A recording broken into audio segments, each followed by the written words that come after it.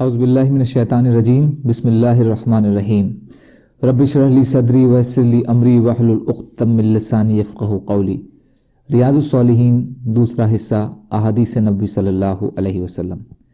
حضرت ابن عباس رضی اللہ تعالیٰ عنہ سے روایت ہے کہ رسول اللہ صلی اللہ علیہ وسلم نے فرمایا، لیکن رکوع اس میں اپنے رب کی عظمت بیان کرو، اور لیکن سجدہ تو اس میں پوری کوشش سے خوف سے گڑ گڑا کر دعا کرو تو زیادہ امید ہے کہ تمہاری دعائیں قبول کی جائیں۔ مسلم شریف۔ حضرت ابو ہریرہ رضی اللہ تعالیٰ عنہ سے روایت ہے کہ رسول اللہ صلی اللہ علیہ وسلم نے فرمایا کہ بندہ اپنے رب کے سب سے زیادہ قریب اس وقت ہوتا ہے جب وہ سجدے میں ہوتا ہے، تو تم سجدے میں خوب دعا کیا کرو۔ مسلم شریف۔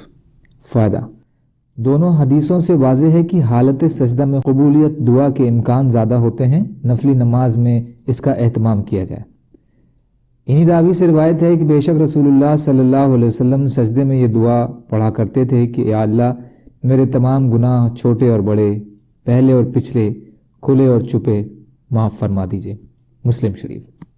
فائدہ: نبی صلی اللہ علیہ وسلم کے اللہ نے اگرچہ اگلے پچھلے تمام گناہ معاف کر دیے تھے، لیکن پھر بھی اللہ کی عظمت کو دیکھتے ہوئے اس سے اپنی کوتاہیوں کی معافی طلب فرماتے رہتے تھے۔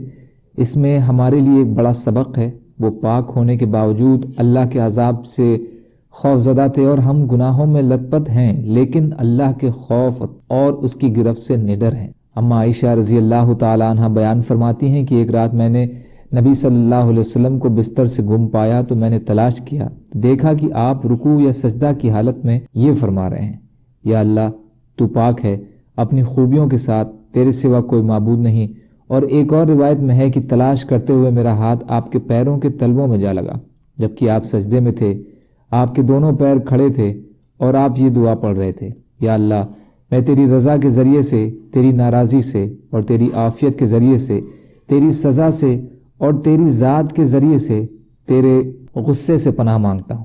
میں تیری حمد و ثنا کے شمار نہیں کر سکتا، تو ویسا ہی ہے جیسا تو نے خود اپنی حمد و ثنا بیان کی ہے۔